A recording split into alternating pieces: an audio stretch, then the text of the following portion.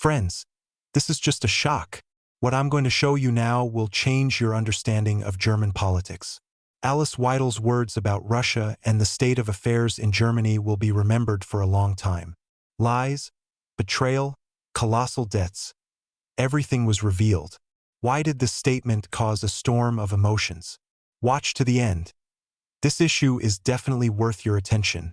It seems to me that all my viewers are already familiar with Alice Weidel. So let's skip the introduction stage and go straight to her quote from the last performance. The escalation of the conflict in a well-known country was largely due to the fact that the West fueled the expectations of its leadership by making promises that, in fact, could not be fulfilled. In particular, we are talking about the prospects of a well-known country's membership in the European Union and NATO. These statements not only did not correspond to the real possibilities, but also contributed to dragging the state into a complex geopolitical confrontation. This has put the country in front of a difficult choice and subjected it to serious challenges. A more balanced approach could be the option that Henry Kissinger proposed back in 2014. He then stressed that for survival and stable development, a well-known country should not become an instrument of confrontation, but on the contrary, could serve as a neutral bridge between East and West. For many years, Russia has openly stated that NATO's eastward expansion is perceived by it as a threat to national security. For 2 decades, the Russian side has repeatedly stressed that the entry of a well-known country into the alliance is a red line for it.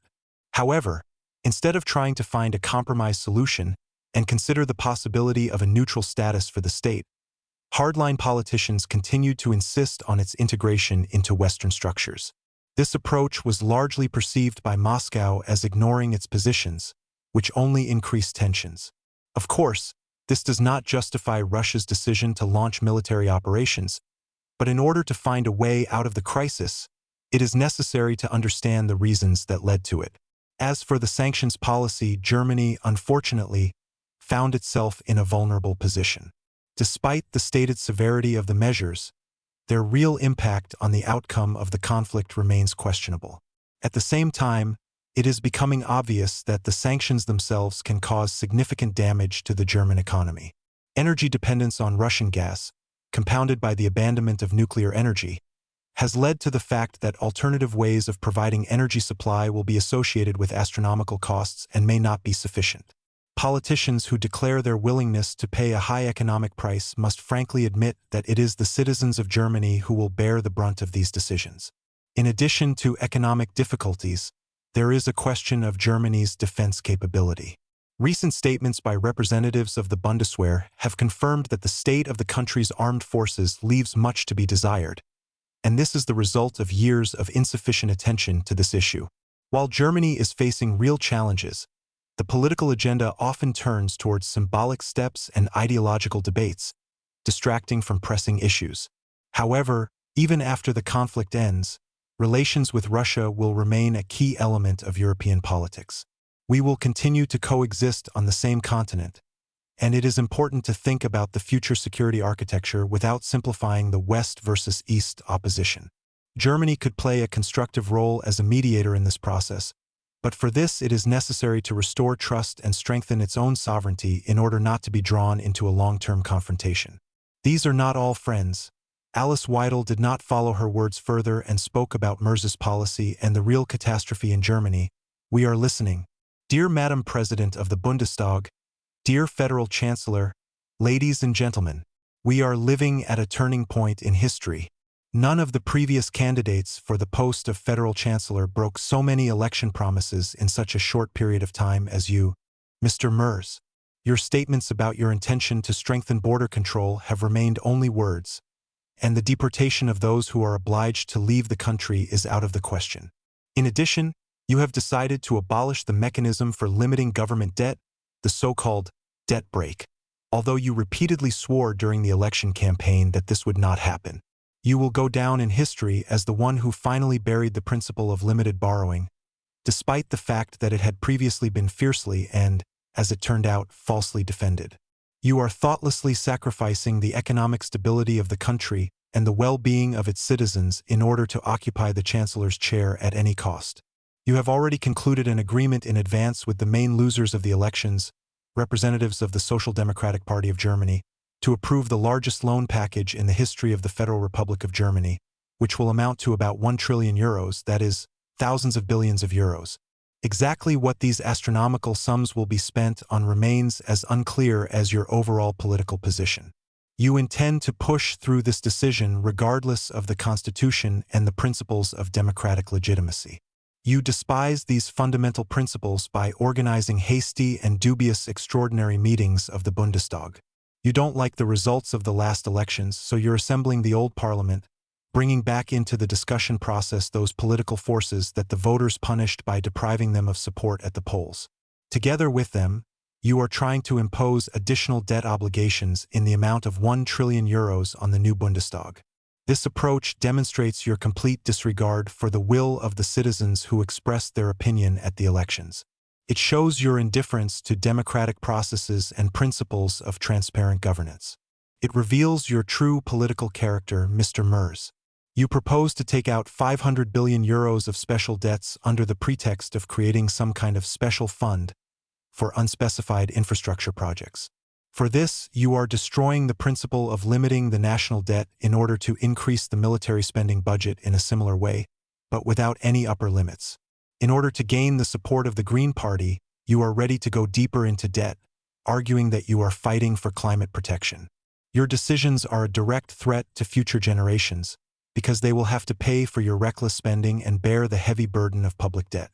You sign an open financial check, as a result of which the debt burden on each taxpayer will increase from the current 58,500 euros to more than 77,700 euros. This indicator provides a much more objective picture of the real state of affairs than the usual calculation of the national debt per capita. Eventually, as a result of your uncontrolled borrowing, Germany's debt burden will increase from 64% to more than 85% of the country's gross domestic product. What you are doing is nothing more than a financial and political upheaval, the consequences of which will be felt not only by current German citizens, but also by future generations. Your actions, Mr. Merz, threaten Germany's financial security at the international level. They can undermine its reputation among investors and weaken the country's creditworthiness.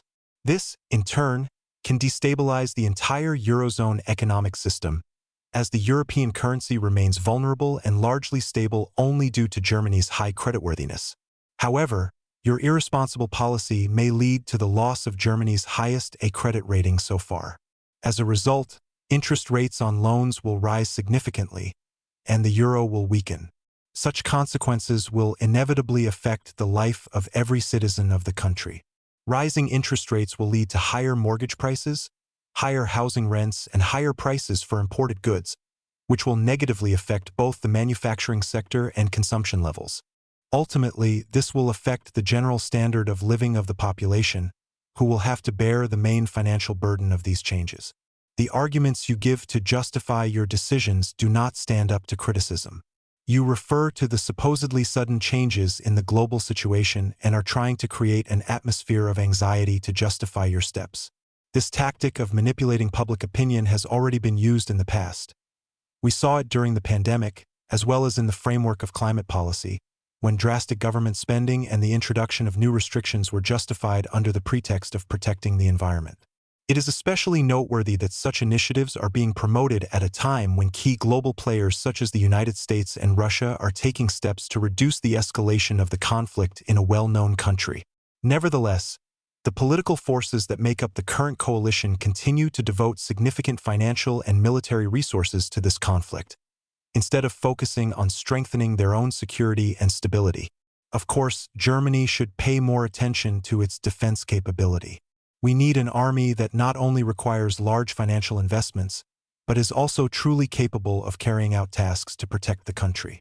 However, it is not enough to simply allocate additional borrowed funds, which, as practice shows, are not always effectively used. Instead, we need a clear, well-thought-out strategy, followed by targeted and reasonable spending. In order for the German armed forces to become truly effective, not only financial injections are important, but also the formation of a positive perception of the army and national identity.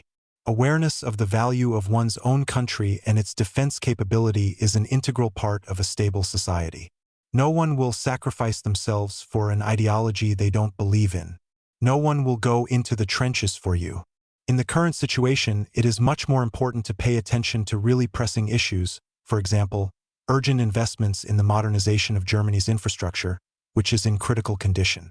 A logical question arises: what have previous governments been doing over the past decades if the condition of key infrastructure facilities has reached such an alarming level? The creation of an additional fund in the amount of 500 billion euros, which is used to circumvent standard budget regulation, does not solve the problem but only postpones it indefinitely. Infrastructure and defense are the main tasks facing the state, and they require a reasonable approach to financing. To implement them, it is necessary to clearly prioritize public spending based on the real budget possibilities, given that the total public debt has already exceeded 2 trillion euros. The solution to these problems is not to increase debt, but to optimize existing costs.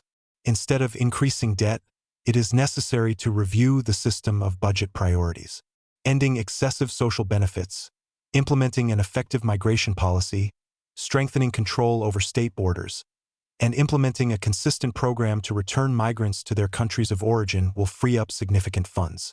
Similarly, it is worth reviewing the amount of government subsidies allocated to projects whose effectiveness has not been proven, including financing environmental initiatives and programs for switching to alternative energy sources that have not yet produced the expected results. It is also necessary to review the state financing of non-governmental organizations whose activities directly depend on budgetary funds.